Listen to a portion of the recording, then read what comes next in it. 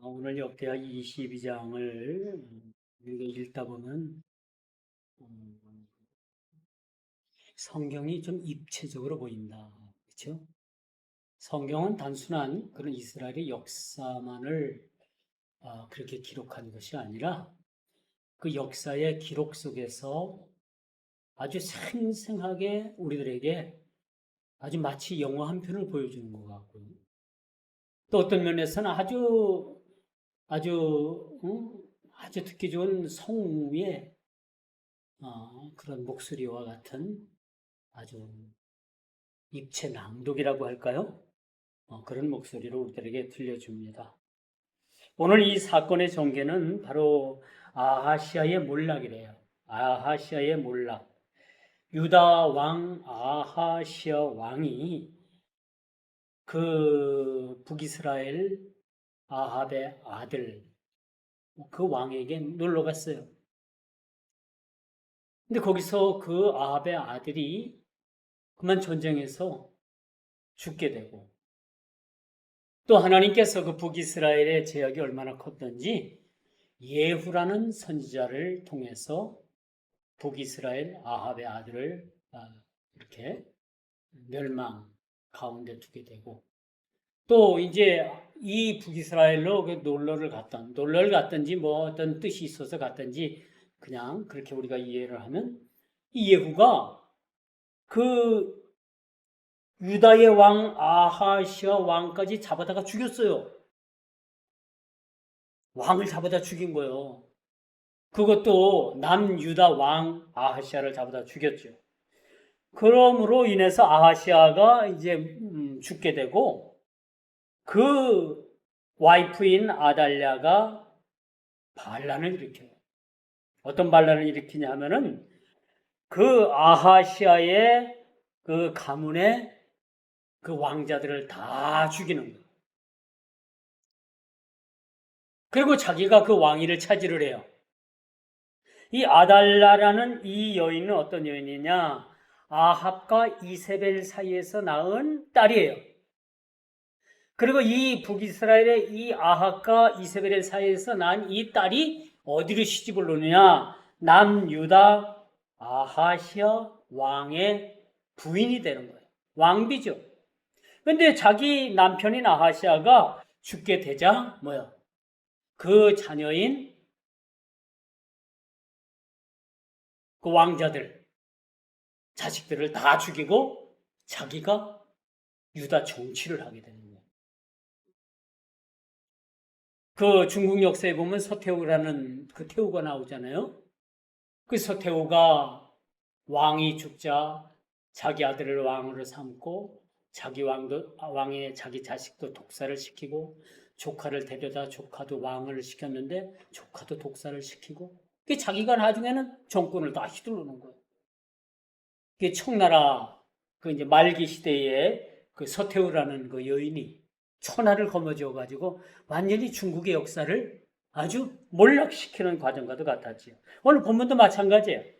이 아하시아의 죽음과 더불어서 그 부인이었던 아달리아가 반란을 일으키고 결국은 결국은 자기가 정권을 잡고서 나라를 다스리게 됩니다.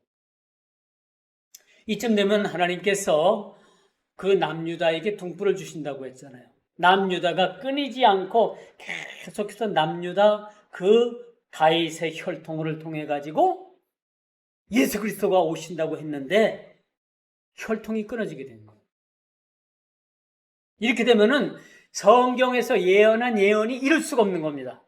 남유다의 그 혈통 족보가 끊어지고 북이스라엘의 아달랴라는 이 여인의 정치가 시작이 되면서 남유다의 그 정통성이 끊어져 버리는 거예요. 무서운 일이죠. 그런데 하나님께서 그 아하시아의 아들인 요아스라는 그런 자식이 있었는데 이 요아스가 당시 6살밖에 안 됐어요. 그리고 이 아이를 누가 숨겼느냐? 바로 아하시아의 누이가 성전에서 이 아이를 숨겨가지고 6년 동안이나 이 아이를 성전에서 몰래 키웠어요. 놀랍죠? 하나님께서는 꺼져가는 등불도 끄지 아니하신다는 말, 상한 갈대도 꺾지 않으신다는 말이 바로 이런 말 같아요. 우리가 분명히 생각하고 역사적으로 보고 모든 흐름을 볼 때는 이제 남유다 왕국이 끝났다. 남유다 다윗 가문을 통해서 예수 그리스도께서 이 땅에 오신다고 했는데 그것도 이젠 성경의 예언을 이룰 수 없겠구나라고 생각을 했지만 절대절명의 위기 속에서도 이렇게 하나님께서 요아스라는 이 어린아이를 숨겨둘 수 있는 그러한 방법을 하나님께서 그렇게 보여주고 계신다라는 것을 우리가 보게 되는 거죠. 언제나 역사는 반복되는 것 같아요. 역사는 돌고 돌고 반복됩니다. 지금 시대가 태평시대 같고 그렇게 하지만 다음 세대에 어떤 세대가 올지는 우리는 알 수 없어요. 그렇죠? 그러니까 역사는 하나님께서 주관하시는 거고 인간의 악하면 악한 대로 인간이 선하면 선한 대로 하나님께서 그 역사를 주관하실 뿐만 아니라 기록을 하고 계시는 거예요. 언제나 역사의 수레바퀴는 한치도 오차 없이 정해진 대로 시계의 바늘처럼 그렇게 째깍째깍 흐르고 있어요. 오늘 말씀의 제목도 뭐냐면요. 역사의 수레바퀴예요. 역사의 수레바퀴. 지금 여러분들이 태평을 누려도 나중에 여러분 주님 오실 날 그 마지막 때가 되면 여러분들도 환난을 겪을 수도 있어요. 그렇죠? 많은 사람들 성경학자들이 7년 대환란이 오는데 3년 반 동안은 우리도 같이 3년 반 동안을 겪고 그 극심한 나머지 후반기 3년 반 동안은 우리가 겪을 수 없기 때문에 우리를 잠시 공중으로 휴거를 시키는 거예요. 휴거. 공중으로 들림 밖에 해서 그 대환란이 끝난 다음에 이 땅에 주님 강림하셔서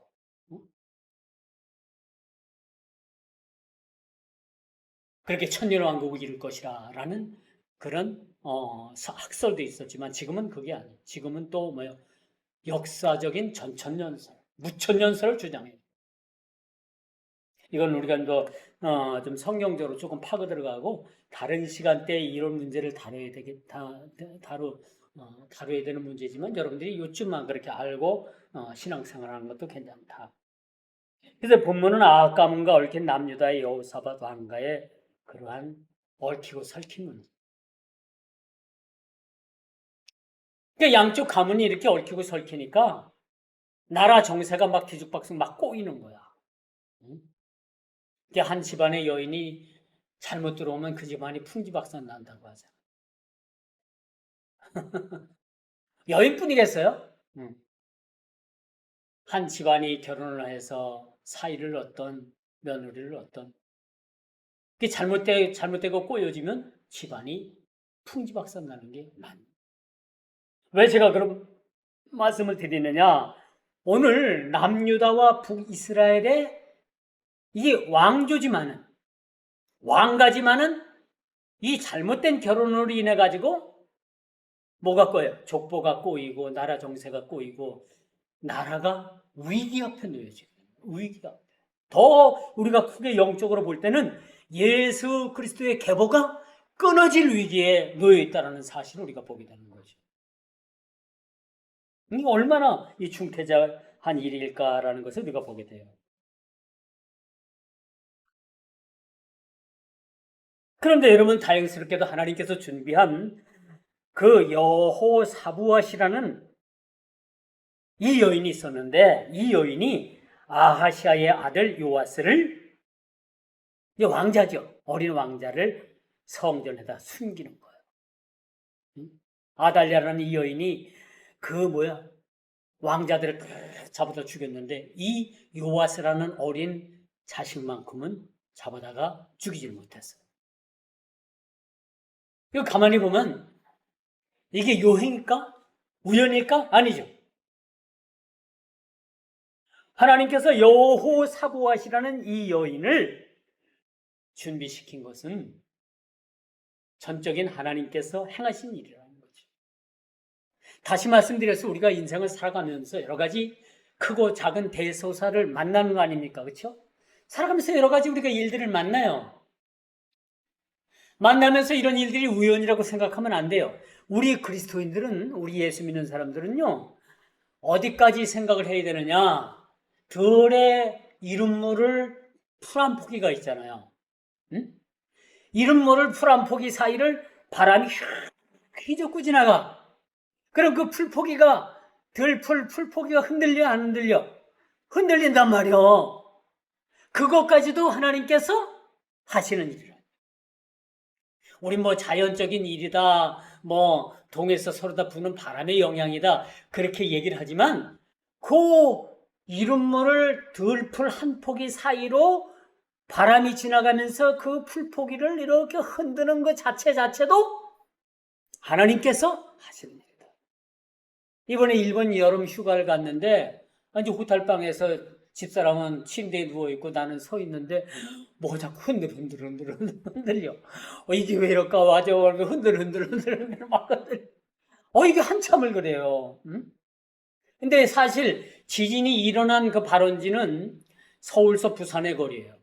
제가 서울에 있다면 부산쯤에서 일어났던 거리입니다. 그런데도 불구하고 여진이 계속 일어나고 흔들하고, 응? 저희 이제 같이 갔던 가족들도 그런 걸 느끼고, 집사람만 그걸 못 느꼈대요. 누워서 침대에 누워 있느라고. 그래서 이제 막 일본 TV를 트니까 막 지진 7.1도 강도가 일어나가지고, 일본에는요 이온몰이라고 우리나라 이마트 같은 큰 마트가 있어요. 그 이온몰이라고 있는데 그 이온몰이 무너져가지고 지붕이 다 내려앉고 막 불에 타고 소방관들이 막 물을 뿌리고 그런 장면들이 막 나오고, 그걸 보면서 지진이 났구나. 우리도 느낀 바. 이게 가족들이 거의 다 느꼈죠. 그런데도 거리에는요 사람들이 너무나도 조용히 그런 일을 너무나도 겪었기 때문에 그런 일들이 일상화되어 있던 거예요. 우리나라 같으면 막 호들갑 치고 난리가 나잖아요. 근데 일본 사람들은 너무나도 그런 면에서 조용하더라고. 그리고 아주 냉정하게 그렇게 대처를 하는 모습들을 봐요. 뭐 사상자도 나오고 건물도 막 불에 타고 넘어지고 그런 모습들을 보여주는데도 일본 사람들은 거기에 절대 동요하지 않고 자기네들 정해진 매뉴얼대로 아주 일을 침착하게 잘 대응을 하는 모습을 보고 일본 사람들은 저런 국민성이 있구나. 우리와 다른 면이 저런 면이 있구나. 그런 걸 제가 느껴봤습니다. 오늘 22장 말씀에 보니까 11절 말씀이죠. 그렇게 왕의 딸 사부앗이 아하시아의 아들 요아스를 왕자들의 죽임을 당하는 중에서 몰래 빼내요. 하나님의 전에 6년을 숨어 있는 동안에 아달랴가 나라를 다스렸더라. 그렇죠? 6년 동안 그 아주 못된 여인, 죄악의 씨앗인 그 자녀에 의해서 남유다가 그렇게 역사가 그렇게 거꾸로 그렇게 달려갔던 모습들을 보게 됩니다. 여호사밧 왕이 타협해서 아합 가문과 맺었던 이 정략 결혼, 이런 문제가 독이 돼서 들어오는 거예요. 우리가 지금 잘못 판단하고 잘못 행했던 일들은 지금 당장 그것이 우리에게 영향을 주지 못하더라도 시간이 지나면서 그것이 독이 돼가지고 그 자체가 상당히 우리 인생을 어렵게 만들고 그것으로 인해 가지고 가문이 파멸되고 한 인생이 멸망을 받고, 그렇죠? 나라가 휘청거리는 그런 모습들을 우리가 보게 된다는 것을 우리가 염두에 둘 필요가 있습니다. 이런 악한 역사 속에서도 하나님께서는요, 이 아하시아의 짧은 통치, 1년을 통치하다가 죽었어요, 왕이. 그리고 이제 그의 자식이 마땅히 왕위를 계승해야 되는데, 아하시아의 부인인 그 아달랴가, 어떤 정치적 욕심, 야합이 있었던 것 같아요. 그래서 그 자식들을 다 죽이고, 자기가 왕권을 그냥 막 휘두르게 됩니다. 이런 모습. 이건 사탄의 모형입니다. 예수님께서도 태어난 지 몇 달 안 돼가지고, 그렇죠? 헤롯 왕이 자기 왕권을 빼앗길까봐 그 2살 밑으로 태어난 아이들을 전부 다 아이들을 죽이지 않았어요. 그 때문에 예수님께서 애굽으로 피신을 가요. 여러분 이집트 가면요. 예수님 피난교회가 있어요. 제법 커요. 그러니까 역사적으로 아주 그럴싸하게 이렇게 만들어 놓은 교회입니다. 그 예수님께서도 보면은 왕이신 예수님께서 피난을 가야만 했던 사실. 그리고 오늘 아하시아의 아들 요아스가 생명을 부지해서 6년 동안 성전에서 숨어 있던 사실. 이런 걸 보면 이 요아스라는 이 인물은요. 이제 요아스가 나중에는요. 아주 자기 그 조상들의 그러한 뜻을 받들어 가지고 종교 개혁을 단행하네요. 요아스가 성전을 수리하다가 율법책을 발견하네. 그리고 율법책을 읽게 하고서 율법책을 읽던 중에 이 남유다 백성들이 잘못 살았구나.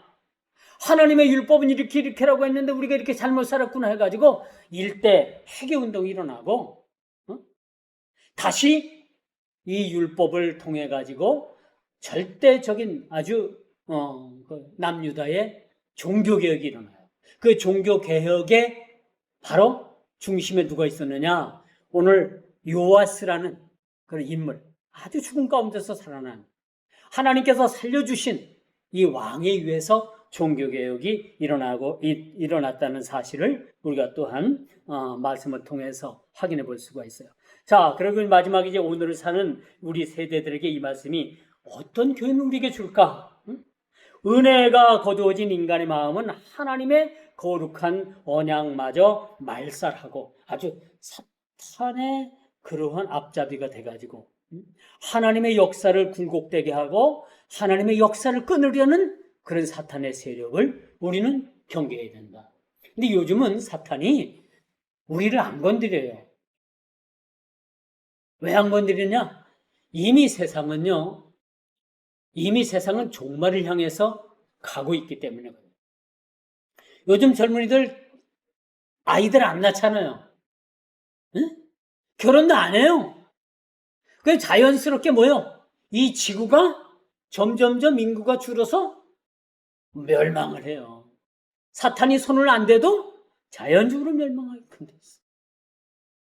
그 인간 지금 지구 역사가 그렇게 지금 들어가고 있다니까.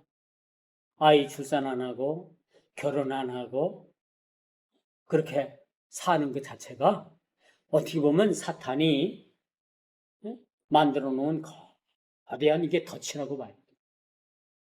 성경은요 뭐라고 말을 해요? 창세기 보면 그걸 문화혁명이라고 하는데 너희는 생육하고 번성하라. 장가가고 시집가가지고 아이들 많이 낳고 생육하고 번성하는 게 누구 뜻이다? 하나님의 뜻인데 지금 거꾸로 가고 있잖아요. 이건 누구의 뜻이야? 사탄의 뜻입니다. 왜 세상이 지금 이렇게 흘러가고 있어요? 이렇게 우리가 세상을 바로 볼 수 있는 이런 안목이 우리에게 필요한 거야. 이게 이 사탄의 계략을 어떻게 이것을 우리가 막아내야 될까? 이런 고민도 우리에게 사실 필요합니다. 그래서 우리가 세상과 타협하지 않는 영적 분별력이 우리에게 필요하다. 아시아처럼 세속적 영향력에 의해서 악한 자의 조언을 듣고서 그 자기 왕이 1년도 못 채우고 그냥 예우에 의해서 죽게 되는 생명을 빼앗기는 그런 불행한 처지에 놓여 있는 모습을 우리가 교훈을 삼을 수가 있다는 거죠. 그러므로 여러분 무엇을 듣고 누구의 가르침을 따르느냐라는 것이 우리 삶의 흥망성쇠를 좌우한다. 여러분들이 무엇을 들었느냐? 누구에게 들었느냐? 진리의 말씀을 들었느냐? 아니면 미혹되고 유혹된 말을 통해 가지고 여러분들이 신앙의 나락을 가는. 저 시골 마을에 아주 그 암이 걸려서 이제 병원에서 연세대 세브란스에서 당신 죽으니까 이제 가서 맛있는 거나 많이 먹고 그렇게 나머지 인생을 살다 죽으시오. 그랬더니 여자분이 한 분이 있어요. 근데 여자분이 이 말을 듣고서 이제 병원에서 퇴원을 해가지고 집으로 내려온 게 아니라 그 가까운 그 지하 지하, 뭐 개척교회 지금 말하면 지하교회 가가지고 거기서 목사님을 만나가지고 내가 사실 이러니까 여기서 먹고 자고 하는데 내가 예배는 방해하지 않을 테니까 나를 여기다 살게 해주시오. 그래가지고 이 여자가 그 성전에서 지하 성전에서 먹고 자고 거기서 얼마나 기도를 했는지 우리 하나님께서 살려주셨어. 거짓말 같죠? 우리 다 봤어 그분. 근데 그분이 예수를 이제 그때 병이 들고 나서 예수를 믿은 거야. 그리고 이제 낫고 나서 이제 집에 왔는데 얼마나 뭐 우리 신앙하고 같질 않죠. 우리는 또 그분이 또 죽지 말라고 살려달라고 그분 집에 가가지고 그분이 그 병원에서 이제 나와가지고 저기 그 개척교회 어느 지하 개척교회 그 성전에서 산다는 소리 듣고서 매일 저녁에 그 피곤한 몸을 이끌고 그 집에 가가지고 가서 저녁에 가서 기도하고 예배드리고 우리도 얼마나 열심히 했는지 몰라요. 이게 이제 그런 협력이라는 게 있는 거예요. 본인도 본인이지만 주위의 사람들이 얼마나. 그리고 이제 그분이 나중에 나가지고 집에 내려와서 이제 저희 그 시골교회 나왔어. 얼마나 기쁨이에요. 얼마나 사랑스러워요. 근데 이분이 이제 신앙생활을 아주 너무 뭐 열정적으로 하다 보니까 그 교회 수준하고는 안 맞는 거야. 그래서 이 양반이 영적인 고갈이 와서 영적인 갈급함이 와가지고 이제 충주 시내로 이제 내빼서 나가가지고 이 교회, 저 교회, 저 교회 다녀본 거예요. 내노라하는 교회들, 유명한 교회들 다 가서 다녀봐도 자기의 영혼의 갈급함을 채우지 못하는 거예요. 그래서 종국에는 어딜 가냐? 이상한 기도원을 가는 거예요. 종국에는 이상한 데로 빠졌어요. 응? 그게 헛된 열심인 거예요. 헛된 열심. 그래서 중요한 게 있어요. 여러분들이 무엇을 듣느냐? 응? 누구의 가르침을 받느냐? 누구를 따르느냐? 에 따라서 여러분 인생의 흥망성쇠가 달려있다는 거예요. 이해가 가요? 이해가 갑니까? 그래서 사도 바울이 그런 얘기를 하잖아요. 네가 누구에게서 배웠느냐? 누구에게서 배웠느냐? 네 스승이 누구냐 말이요. 네 스승이 어떻게 가르치느냐 말이요. 이게 중요한 거예요. 이게 마지막 때 관건인 겁니다. 아무리 교회 사이즈가 크고 화려하고 1년 예산이 얼마고 그 교회 자석수가 몇천 석이고 교인 수가 몇만 명이고 몇천, 그게 중요한 게 아니에요. 얼마나 하나님의 말씀을 여러분들이 받고 그 진실된 말씀을 여러분들이 받고서 살아가느냐. 그게 중요한 거예요. 꽃이 화려하다고 해서 다 그것이 열매 맺는 게 아니더라고요. 그렇죠? 우리도 이와 같은 거예요. 똑같은 거예요. 마치 아시아의 가문이 북이스라엘과 이렇게 서로 얽히고 설키는 바람에 이 왕은 1년짜리도 못 지키고 죽었어요. 그 아들 자식들이 다 죽었어요. 한 그 사탄의 모양인 한 여인 때문에. 그러나 하나님께서는 이 요아스라는 어린 자식을 숨겨서 이 요아스를 통해서 나중에는 이 대를 통해서 예수 그리스도가 이 땅에 오시는 거예요. 이 성경을 읽어보면요, 이러한 아주 신묘막측하고도 이런 상황 가운데서도 하나님께서는 그 약속을, 언약하신 그 약속을 신실하게 지키시는 하나님이시다. 여러분들이 하나님을 100번 1000번 속일지는 몰라도 하나님은 여러분들을 속이지 않습니다. 늘 하나님은 여러분들 가운데 진실 가운데 거하시는 하나님이시죠. 비록 우리가 하나님을 속일지라도 하나님은 우리를 속이지 않으시죠. 그리고 하나님께서 한번 하신 약속은 변개치 아니하시고 그 약속을 끝까지 지키시는 분이 하나님이시다. 그 약속을 번복하고 그 약속을 파괴하는 분은 하는 쪽은 우리 인간이지 결코 하나님이 아니시다라는 것을 우리가 오늘 말씀을 통해서 여러분 꼭 기억하시길 바랍니다.